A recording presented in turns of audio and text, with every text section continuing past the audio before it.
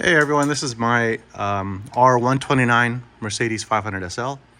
This car I've been kind of, I guess you could say, fixing up. I've been fixing this car up. It had a very common leak, which is a valve cover gasket leak, right up there. So I changed the valve cover gasket the other day, and it also had an oil cap leak, but it made a horrendous mess on the bottom of the car. I've just been kind of cleaning it up.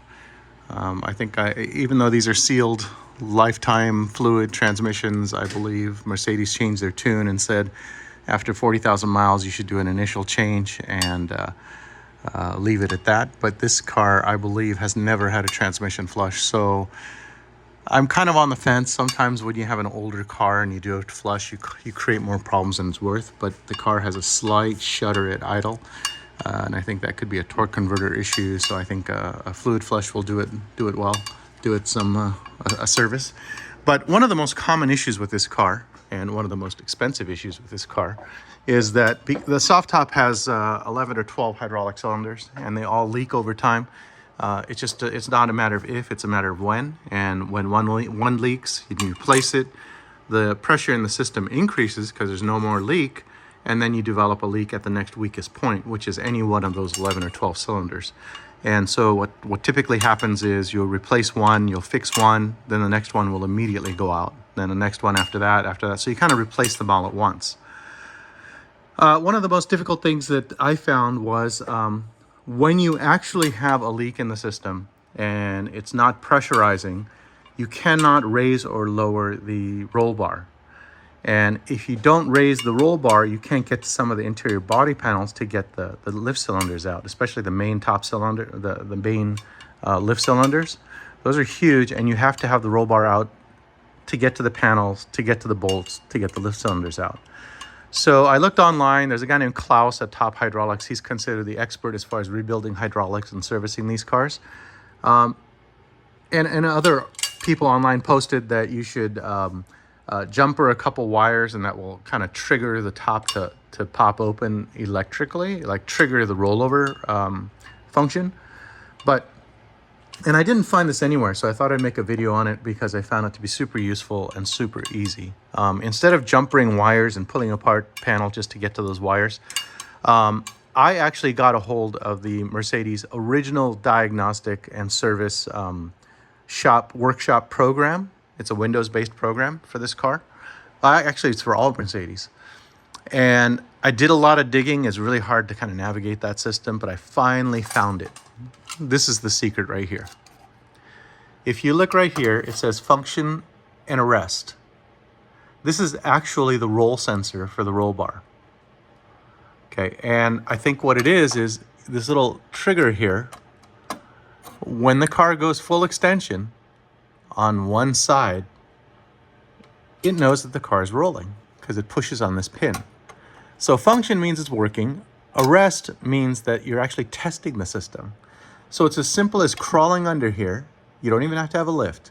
Get a screwdriver, turn it to arrest, and then drive your car up to about 5 miles an hour. It says 5 to 10 kilometers per hour. So I would say 5 miles an hour is good enough. That's what I did. And then slam on the brakes. And then the top will go pop, pop, pop, pop, pop, pop, like mechanically pumping, and it'll come, and the roll bar will come right up. And then you have full access to all the panels in the trunk. This is like knowledge gold when it comes to R129s. I'm surprised nobody has posted this. Nobody has mentioned this. All the searches I found, nothing. But there it is. There's one on each side. You only need to do one. Okay, just change it from function to arrest, and then do that quick stab of the brakes, and the roll bar will pop up. And I put it back on function. It's not like the roll bar is going to come down on its own, but I went ahead and put it back to function because I didn't want it to trigger any weird codes. But I managed to replace my gasket or my seals in the main right lift cylinder. And just like I mentioned before, as soon as I replaced that, I filled it with hydraulic fluid and cycled the roof twice. It worked perfect. I was trying to get all the air out of the system so I can top off the fluid. And my right bow extension cylinder blew. So I think I'm just going to take most of them out and send them to Klaus and have him redo it, because the bow extension cylinders are a lot more difficult to work on. They use a lot of Loctite, and it's not as simple as just unbolting or something. It takes a special kind of tool with 2 prongs just to open up the thing. And so I don't even care about that. He charges $90 per cylinder to replace the seals, and it's probably money well spent. Probably like a 2-week turnaround. Again, that's Klaus with Top Hydraulics, so I'm going to be sending them to him. But this is for all you 129 owners that don't want to jumper the wires or suffer dealing with the... in fact, I should send this link to Klaus. Even he has a video online showing how that you can get the panels out without raising the roll bar, but it's very difficult. He responded to some posts on the MB forums that said, yeah, you can jumper the wires or something like that, but nobody ever mentions this. So you're welcome, guys. Bye. Oh, and I'll be back to my regular Tesla content soon. The Tesla's sitting in the garage right there, and I haven't driven that thing at all because I got my safety score up to 99, and I'm just waiting for a full self-driving beta to kick in, and we'll see what happens after that. Got to give that thing a try. But I suspect, I noticed that you're supposed to do 7 days of driving, and the safety score, you get a safety score. And so I did 7 days. I got a safety score of 99. And then I took it out for a drive yesterday, driving like a total grandmother. And I got aggressive turning, and I wasn't doing anything aggressive. So now I don't even drive the thing anymore. I'm just seeing where I am in the queue, because Elon said that it's going to go out to like batches of 1,000 or something, starting at 100% safety score, then 99, 98. Well, now I'm down to 98. So I don't even want to drive the thing anymore.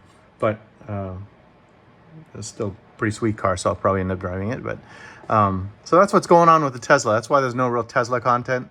I haven't really been doing anything with it. So I'll get back to it.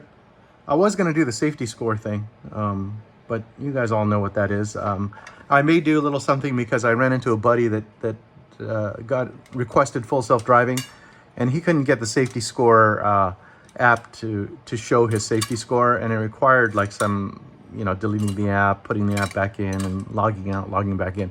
So I may do a video on that, but for now, enjoy my SL129 or my R129 content. Okay, see you guys. Bye.